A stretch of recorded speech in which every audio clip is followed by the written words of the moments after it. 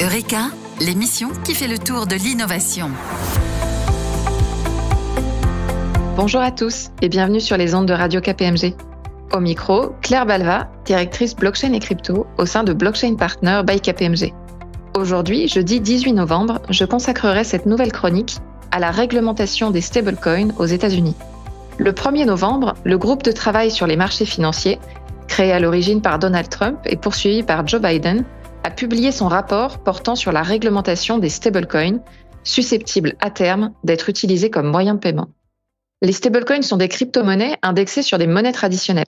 La plupart sont aujourd'hui indexées sur le dollar américain. Aujourd'hui, il n'existe aucune réglementation spécifique. Or, le développement rapide des crypto-monnaies et des stablecoins laisse à penser qu'ils pourraient devenir un moyen de paiement largement utilisé par les ménages et les entreprises.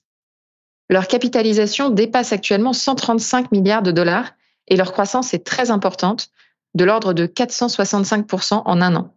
Chaque jour, ils s'échangent environ 40 à 50 milliards de dollars en stablecoins, selon les données de la société d'analyse Kaiko. Si ces outils sont bien conçus et réglementés de manière appropriée, ils pourraient favoriser des paiements plus rapides, plus efficaces et plus inclusifs.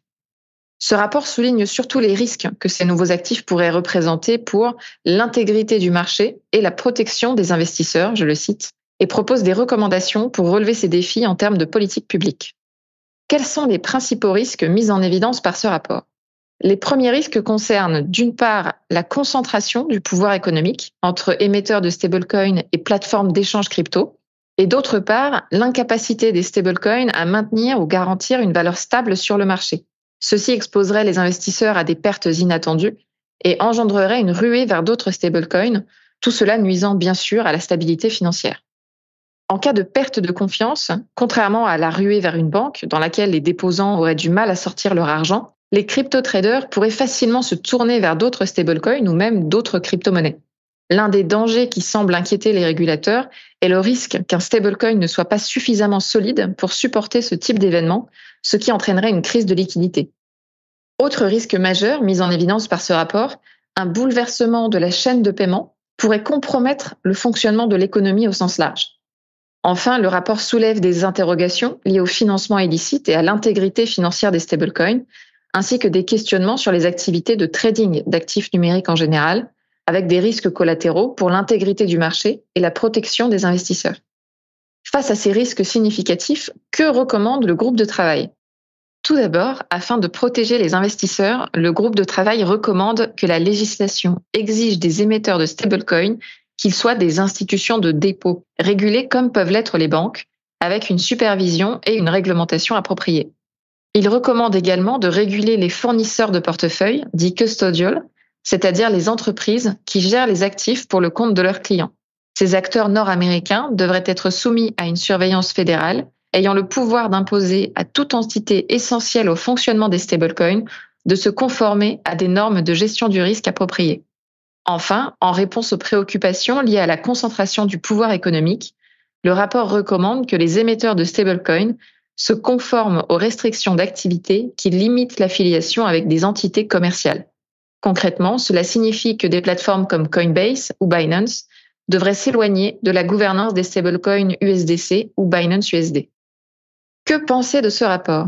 Il ne propose pas de mesures concrètes à mettre en place par les régulateurs, mais souligne davantage le fait qu'une législation est nécessaire et renvoie la question au Congrès. De plus, il est étonnant qu'il ne propose pas d'appliquer les cadres réglementaires existants à cette nouvelle classe d'actifs.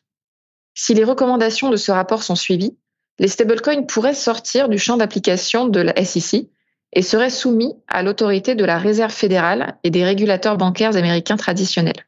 Et ceci d'ailleurs contredit l'annonce faite par l'agence de presse financière Bloomberg fin octobre, selon laquelle le gendarme de la bourse américaine pourrait récupérer l'essentiel de la supervision des cryptoactifs. Des jeux d'influence sont donc, semble-t-il, à l'œuvre entre les différents régulateurs.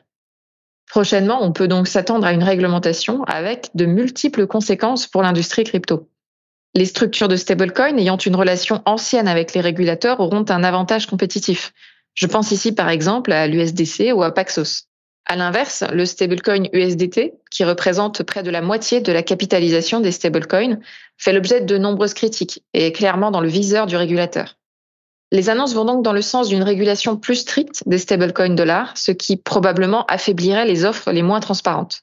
Les stablecoins qui s'imposeront sur le dollar comme sur l'euro seront ceux qui disposeront d'un environnement de confiance et de sécurité et qui auront soigné leurs relations avec les régulateurs. Les grands services de custody, c'est-à-dire ceux qui détiennent des actifs numériques pour autrui, pourraient être vite concernés par la potentielle séparation des activités. Les plateformes d'échange devront en effet s'éloigner de la gestion des stablecoins, laissant plus de place aux services de custody.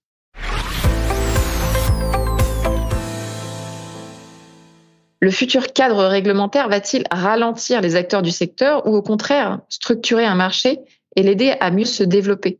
On peut imaginer que ces recommandations du régulateur américain inspireront également l'Europe, qui s'empare de ces questions. Affaire à suivre donc. D'ores et déjà, si le sujet vous intéresse, vous pouvez prendre connaissance du rapport grâce au lien que vous trouverez dans l'application Radio KPMG. Eureka, une émission de Radio KPMG.